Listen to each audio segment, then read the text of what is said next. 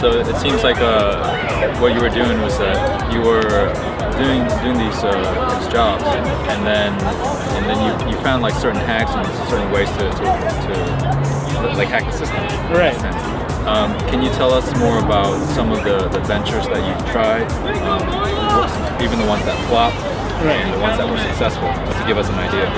Yeah, so I've tried lots of things. So I was like, how can I afford this $2,000 camera? So I kind of tricked myself by saying this: buy this expensive camera, but freelance on the side to recoup the money back. So I bought the camera using that business justification. Went out and filmed stuff for free for like 5 months or so. Right?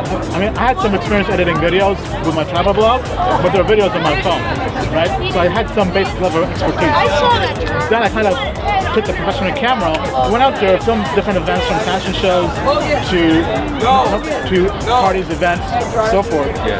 And just kind of learned, got better, then came to a point where people were willing to hire me for free. I mean not free, but to pay me, right? So they'll start off with, I began charging like $25 an hour. Then ended up changing the price to $50 an hour. Then I was like, you know what, why not? $100 an hour. All right? So I kind of was able to graduate up. I went from doing this for free to now people are hiring me. I put up a site, put a listing on Yelp, and ended up getting clients and booking. Then it came to a point one time where I made more in 1 month. I made $7 grand than I did with my day job after taxes. And I was like, wow, this has some potential, right? But being the hacker that I am, right, you almost can't really settle for anything. Always want to one up. Yeah, I actually ended up ditching that business now, right? Because I have a job now where I'm making more money. I'm making more money in my day job and it's more hectic. But I also realized that this was a service business.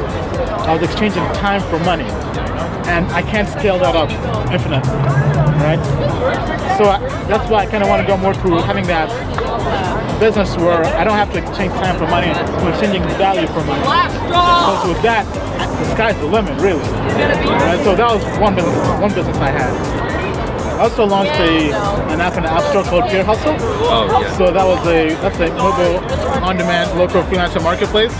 That came from the need of me being a freelance videographer, doing videos for people, and having to hire other people to help me out, like a second shooter, photographer, makeup artist, whatever, right? Other local freelancers within minutes, basically in a time frame of 1 week or less, right? Having them help me.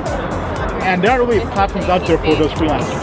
Like you can't find those people on Upwork or whatever because it's more locally focused, right? So I had that problem, that need. So I was like, you know what? Let me solve it myself. Right away, yeah. Yeah. Right away. So let's say somebody hires you in 2 days to film this show or this event, and you want to hire a second camera. Where do you find that, right? Besides your network. Because prior to that, I was just posting comments on Facebook. Hey, I'm filming. Anybody want to help out, right? So I want to have a more optimized platform for that. So that's when I launched Peer Hustle. Now Peer Hustle obviously hasn't taken off like Uber or Airbnb per se, right? I'm still going through growing pains. But I've learned so much from that that I'm now taking everything I've learned from that hustle and parlaying that into my new venture, Dario as a Made Man. Okay. So the two hustles you tried are the video production company and the Peer Hustle app. Yeah. So I also have hustles on hustles on hustles. I also have the Amazon hustle as well. Yeah. So I basically do Amazon FBA, and I do that. I've been doing that for over 2 years now, and now I'm making anywhere from $2 to $4 grand a month on autopilot. Like that's probably my best hustle to date, right? Because it's almost like dropshipping, right? I import stuff from Alibaba with my supplier in China. They mailed, like my last order was 4,000 batteries, because I sold batteries, private label batteries. So they sent 4,000 items to Amazon's warehouse across the country. I don't touch them, I don't do anything. All I do is just see, is inventory low? If inventory is low, I order more batteries. Pay for it, and that's it. And on autopilot, like every month, like clockwork, every 2 weeks, Amazon sends me a check. And that check comes in handy because sometimes you're like, damn, I'm out of cash. And the check comes in like, oh, thank you, Amazon. Right? So Amazon Hustle has been great for me as well. I've also dabbled with Airbnb, where I basically list out my house, my entire house, on Airbnb. Last year I made about 27 grand on Airbnb on the side. So pretty much I have a job where I travel a lot, right? So those days when I'm traveling, I make sure it's booked, right? But sometimes the money's so good that I'll actually have people stay in my place, and I'll go spend the week at my parents' place. Oh, wow. I'm like, hey mom, I'm home, right? another hack. Yeah, right. So, right, because I mean, I'm like, hey, money is money, right? Because my place, I was charging anywhere from $300 to $340 per night, right? So if somebody books the place for 4 days, that's $1,200.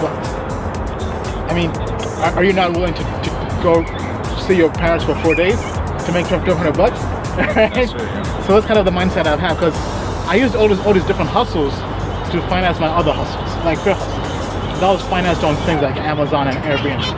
Because people say, I don't have the money to do this business.